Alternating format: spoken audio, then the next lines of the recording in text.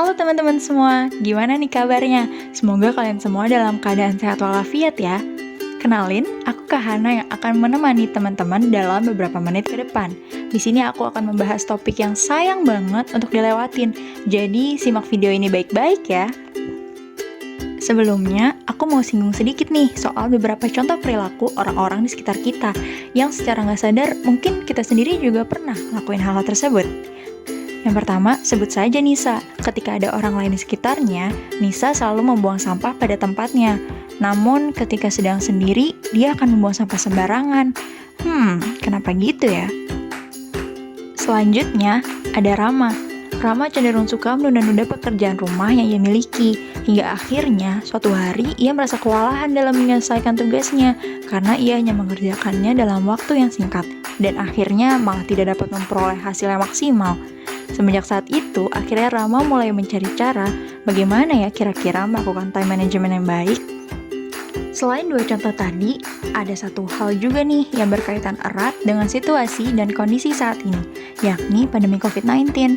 Yang mana di masa pandemi saat ini, tiap orang sudah dihimbau oleh pemerintah untuk menjaga protokol kesehatan, salah satunya dengan menggunakan masker. Akan tetapi, ternyata masih banyak ya masyarakat yang tidak mematuhi protokol kesehatan, yakni dengan keluar rumah tanpa menggunakan masker. Kira-kira kenapa begitu ya? Nah, ternyata dalam ilmu psikologi ada sebuah istilah yang sekiranya tepat loh untuk menjelaskan hal-hal tersebut, yaitu self-awareness.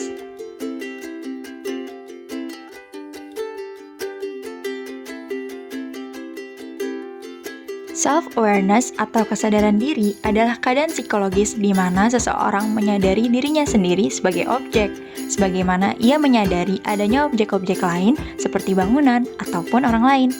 Orang-orang yang aware ini cenderung mengevaluasi perilaku yang sedang dilakukan, penampilan fisik mereka, atau atribut pribadi lainnya terhadap standar internal maupun norma-norma sosial. Biasanya, individu dengan self-awareness yang dimiliki akan melakukan suatu tindakan berdasarkan keyakinan dan nilai-nilai yang mereka anut, sebagaimana keyakinan dan nilai tersebut adalah inti dari identitas diri kita.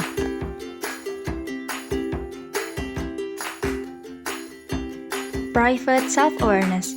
Tipe ini terjadi ketika individu menjadi sadar akan beberapa aspek dari diri mereka sendiri, tetapi hanya secara pribadi atau ketika sedang sendirian. Contoh dari private self-awareness adalah ketika kita merasakan perut keroncongan saat menyadari lupa belajar untuk ujian penting, atau ketika kita melihat wajah diri sendiri di depan cermin. Kesadaran diri tipe ini dapat mengarah pada self-evaluation, sehingga seseorang dapat melakukan introspeksi terhadap dirinya dan bertekad untuk melakukan perubahan ke arah yang lebih baik. Meski begitu, jenis kesadaran diri ini juga dapat memperburuk self-esteem yang rendah dan berkontribusi pada self-talk yang negatif.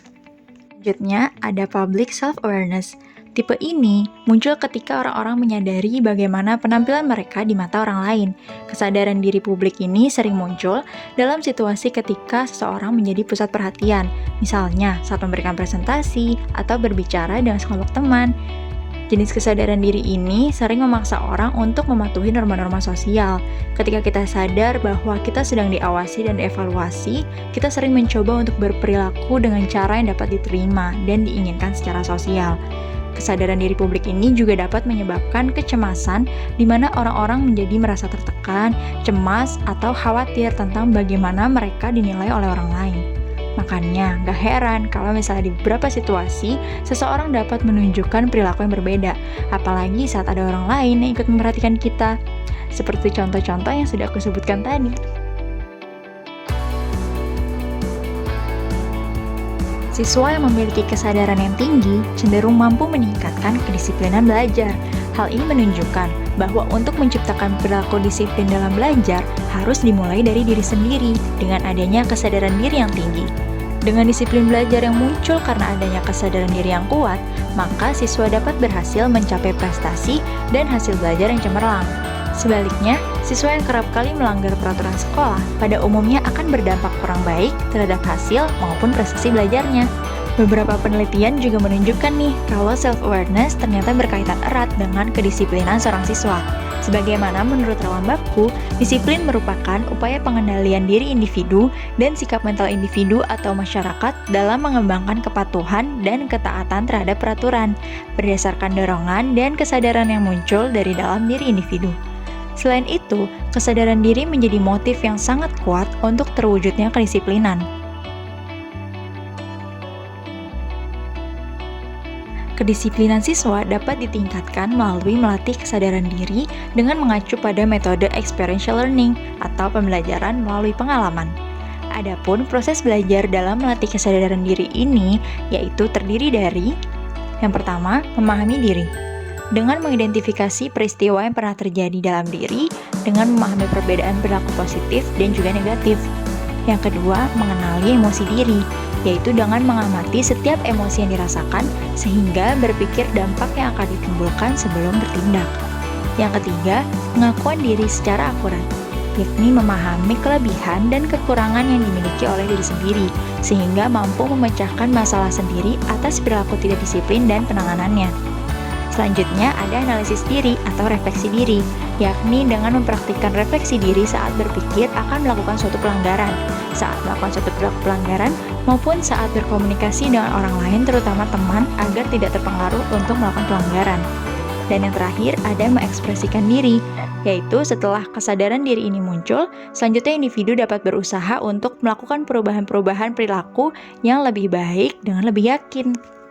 Nah, gimana teman-teman? Udah makin paham kan sekarang kalau self-awareness atau kesadaran diri itu memiliki peran penting. Nggak cuma untuk diri sendiri, namun ternyata juga berkaitan nih dengan bagaimana kita berhubungan dengan orang lain. Mungkin cukup sekian untuk materi video kali ini. Kurang lebih mohon maaf, semoga bermanfaat.